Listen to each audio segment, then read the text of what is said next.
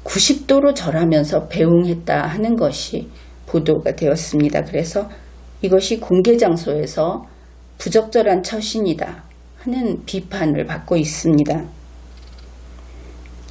이와 관련해서 양정철 씨는 이 더 팩트라고 하는 언론 매체를 비난을 하면서 식당 근처에 차를 세워놓고 블랙박스로 영상 촬영을 했다 하면서 그 취재 방식에 대해서 불만을 터뜨리고 있습니다. 정말 자동차 블랙박스 이것은 문제라고 하겠죠. 일부러 어떻게 했다고 하기보다 너나 없이 혹시 사고라도 나면은 증거를 잡겠다. 그런 마음도 있고 해서 다들 그냥 켜놓고 있죠. 그런데 양정철 씨는 이 더 팩트의 블랙박스를 탓을 하는데 사실 그때 블랙박스도 많았을 것이고 그뿐 아니라 이 당시에 영상이 잔뜩 있을 것이다. 이것도 생각을 해야 합니다. 그 주위에 CCTV가 얼마나 많을 것인가. 그런 점을 고려한다면 당연히 이 영상이 또 많이 있겠죠. 또 다른 영상도 있을 수 있다. 더구나 이것은 식당 안을 쫓아 들어가서 촬영한 것이 아니고 말하자면 대로변, 누구나 다닐 수 있는 공개된 장소, 이 통행로에서 그냥 밖에서 찍힌 것입니다. 건물 밖에서 90도 인사를 하다가 찍힌 것이죠. 우리나라 사람들은 이런 거 잘 안 하는데 어떻든 유명한 서훈 국정원장에게 유명한 양정철 민주연구원장이 길거리에서 90도 절을 하면 그것이 눈에 띄지 않겠습니까? 어떻든 이것은 양정철 책임이다. 이렇게 말할 수 있겠습니다. 그래서 이들이 그 한정식 집에 머문 시간이 오후 6시 20분에서 10시 45분이라고 합니다. 그런데 어떤 뉴스는 오후 6시쯤 양정철 씨가 이 식당 앞에 나타났다. 이렇게 이야기도 하고 있습니다. 그리고 이 중견 언론인 A씨는 서훈 국정원장하고 먼저 약속을 했었는데 양정철 씨가 여기 온다는 것을 알고도 30분 늦게 도착했다. 사정이 있을 수 있습니다. 그러나 그럴 만한 어떤 비중 있는 인물이어서 그랬는가, 이 점 또한 놓쳐서는 안 될 것 같습니다. 이 A씨는 서훈 국정원장이 떠날 때 조금 전에 양정철 씨가 90도 절을 했다 이랬는데 A씨는 배웅을 하지 않았다고 합니다. 스스로 하는 이야기입니다. 그 이유가 이것이 연합뉴스 내용인데 식당 안에 주차된 A씨 자신의 차로 따로 나왔기 때문에 그래서 서훈을 배웅하지 않았다. 이렇게 통화에서 밝힌 내용이다. 그렇게 이야기를 합니다. 여기에서 우리가 궁금한 것이 있죠. 소폭이라고 해서 이 폭탄주까지 마셨는데 그러면 중견 언론인 A씨는 음주운전을 했다는 말인가? 서훈 국정원장은 운전하는 사람이 따로 있었고 양정철 씨는 택시를 타고 갔습니다. 그런데 중견 언론인 A씨는 자기 차로 나왔다. 그렇다면 음주운전을 한 것인가? 당연히 궁금한 부분이죠. 이것은 조사를 해야 하겠죠.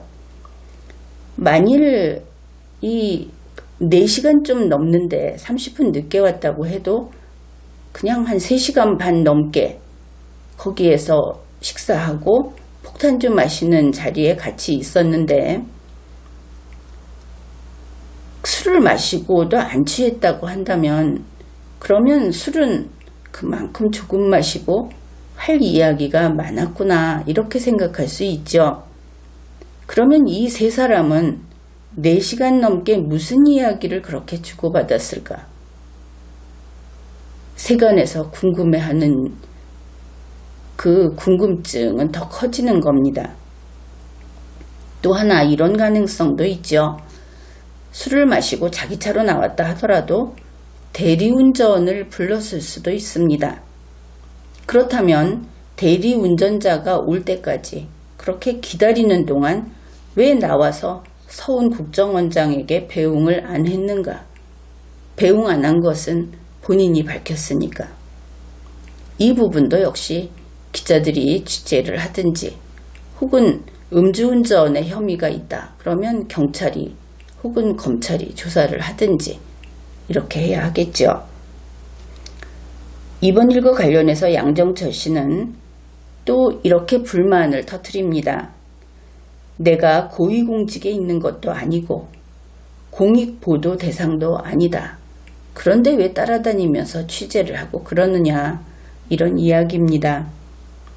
그러면 우리 국민들은 좀 어이가 없다고 하겠죠. 그런 느낌을 받겠죠. 그렇다면 왜 양정철 씨는 민주연구원 원장도 아니었을 때, 정말 아무것도 아니었을 때 자기가 한국에 있으면 누가 어떻게 된다느니, 누구를 위해서 자기가 해외에 있어야만 하고 집에 못 돌아간다느니 이런 인터뷰를 하고 그렇게 해외를 떠돌았던 것인가? 그렇게 아무것도 아닌 존재라면 왜 그랬나? 이렇게 물을 수밖에 없습니다. 그리고 보니 이제 민주연구원 원장까지 하는 것을 보니까 그때 이야기했던 그 망명 이유, 그것이 이제는 사라졌는가? 해결됐는가? 이것도 또 답변을 기다립니다. 그런데 양정철 씨 자신은 이런 이야기를 하는데 정치계에서는 그의 이번 처신에 대해서 양정철 씨를 편들어주는 사람들이 그렇게 많지는 않은 것 같다. 물론 민주당은 기본적으로 편을 듭니다. 그런데 그럼에도 불구하고 비판론이 나오고 있다 하는 것이죠. 예를 들면 이런 것입니다. 민주당에서 양정철 씨가 처신에 신중을 기했어야 한다. 사고 쳤다 하는 것이죠. 민주연구원이라고 하는 곳은 부원장, 지금 양정철 씨가 원장인데 부원장은 여러 명입니다. 그 부원장 가운데 초선 재선 의원급이 4명이나 포함이 될 정도로 힘이 있는 곳이다. 그런 곳에 있는 원장이 사고 쳤다. 이런 뜻이 되는 겁니다. 이 내용은 SBS 보도에서 확인할 수 있습니다. 다음으로 또 민주당에서 이런 이야기가 나옵니다. 양정철 씨 처신을 똑바로 했어야 한다. 양정철 씨는 엄연히 공인이다. 게다가 총선 본부 역할까지 스스로 맡은 상황이다. 그러니 이 선거 부정 의혹을 살만한 그런 행동을 해서는 안 된다 하는 것을 알 수 있죠. 이것은 경향신문 보도에서 확인할 수 있습니다.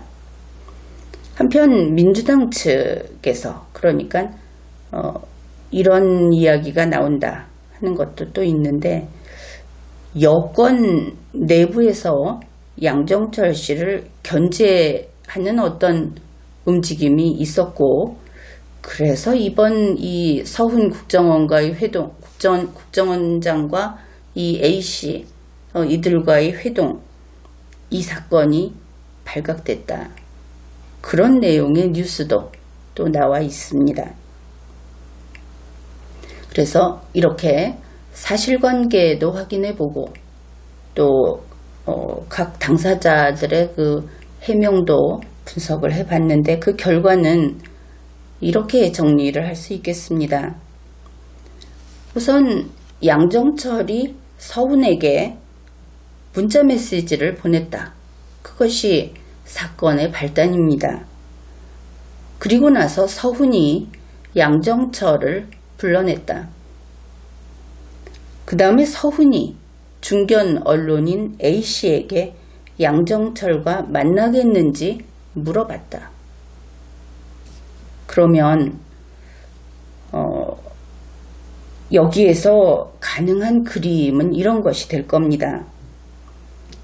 이와 같은 상황에서 현재 비판하는 측에서 나오는 이야기들이 많이 있죠.